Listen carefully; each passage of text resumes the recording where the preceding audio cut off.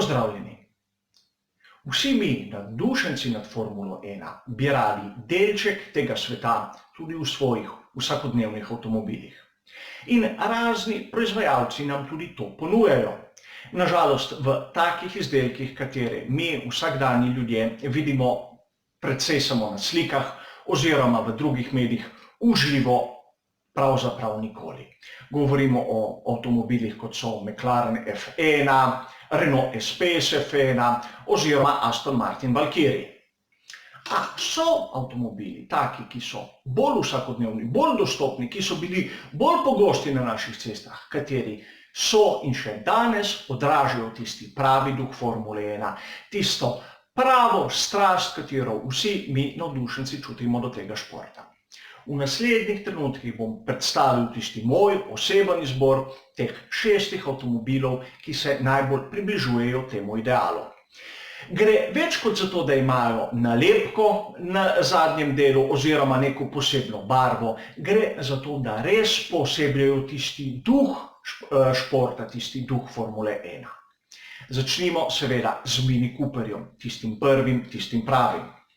Nastal je leta 1961, ko je John Cooper že na začetku proizvodnje klasičnega Minija 59 dobil enega na preizkušnjo.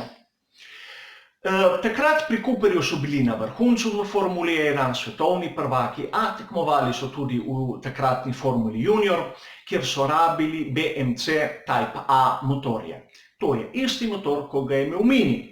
Razlika je bila samo, da te, ki so jih rabili v formuli, so imeli približno 3-krat več konjev. In seveda, taki motori so prišli tudi v prve Minije, seveda z drugimi zavorami, z drugim vzmetenjem, praktično ostala je od začetnega avtomobila samo školjka.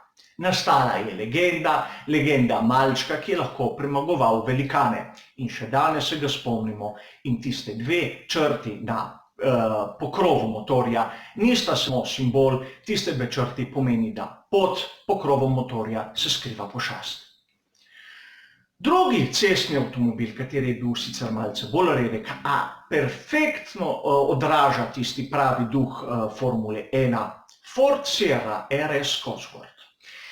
Cel projekt je nastal okrog motorja YAA, katerega so naredili v Cosworthu, pravzaprav za vajo, za preizkušnjo, kako dobri so še zmeraj pri projektiranju takih sklopov. Dali so mu turbino, nastal je motor pod kodo YBB, izbrali so, da bo bil v Sierri in nastal je eden izmed avtomobilov, najbolj divjih avtomobilov svojega časa. V proizvodnjo je prišel leta 1986 in tako na relih kot na drugih cestnih preizkušnjah bil eden izmed temeljnih kamenov poznih 80-ih let. Nastala je tudi ena posebna verzija RS 500, katera je pa preredka, da bi lahko bila v tem spisku. A vsekakor je pravi Cosworth, nič predelanega, je narejeno točno za dirke. Ne smemo pa mimo Renaulta Clio Williams. Nastal je leta 1993. Na začetku so mislili jih narediti 3800, končali so s tem, da so jih naredili več kot 12 000. Bil naj bi nek poklon sodelovanju med Renaultom in ekipo Williams v Formuli 1, čeprav Williams v tem projektu sploh ni sodeloval. Nastal je tako povpraševanje po tem malem avtomobilčku, da so morali narediti še drugo in tretjo serijo, čeprav je edino tista prva, originalna, tista, ki ima kultni status danes. Je tudi bistveno lažja od ostalih in je bila namensko narejena z tem namenom biti Clio Williams. Druge so začeli predelovati že izdelanih avtomobilov.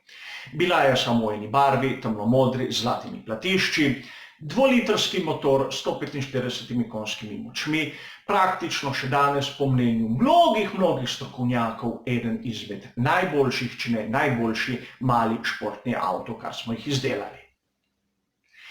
Ne moremo mimo Ferrarija, a pri Ferrariju je lahko malce bolj težavno dobiti tak popularen, ljudski avtomobil, kateri to duh Formule 1 prenaša vsakdanjemu človeku. A se da tudi tu. Spomnimo se nesrečnega Dina Ferrarija. No, ko je bil že zelo bolan v bolnici, je imel pogovor z Vittorijem Janom in zasnovala sta V6 motor z kotom med vali 65 stopinj, kateri naj bi deloval v Formuli 2.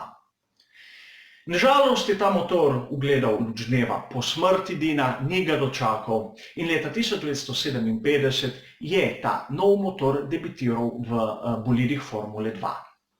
A rabili so določeno število cestnih avtomobilov, da bi ta nov motor homologirali. Takrat se je Ferrari že začel združevati s Fiatom in nastal je Fiat Dino, Dino se je imenoval motor. Prvi je ugledal luč leta 1966, 2 leti kasneje je nastal Dino 206 GT, spet po Dinu, posebna znamka v Ferrariju. Gre v začetku za 2-litrski motor z aluminijastim blokom, leta 1969 so ga spremenili, nastal je 2,4-litrski motor z jeklenim blokom. A je tista povezava med dirkaškim svetom in cestnimi avtomobili, bil je tako na prototipih, manjših formulah, kot sem povedal na teh 2 modelih, na koncu je pristal celo v Lancia Stratos v 70-ih letih. Na Japonskem imamo Hondo.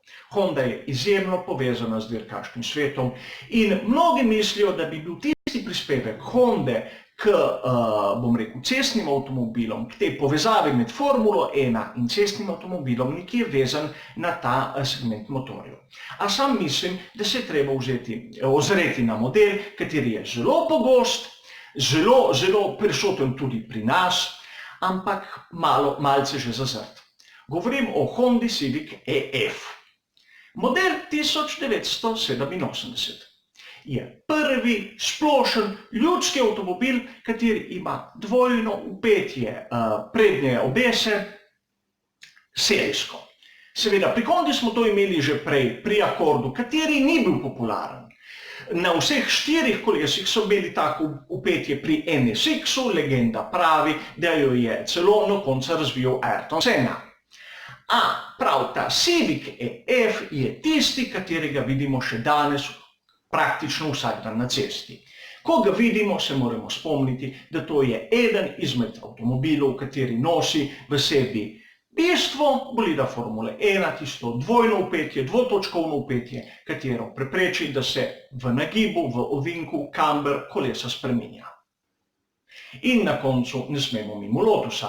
Lotus je znana znamka, bila je znana ekipa v Formuli 1 in njihov model Lotus 7 delajo še danes drugi proizvajalci, kateri je nek tak, poseben, čuden avtomobil, zelo podoben tistim formulam iz let 50.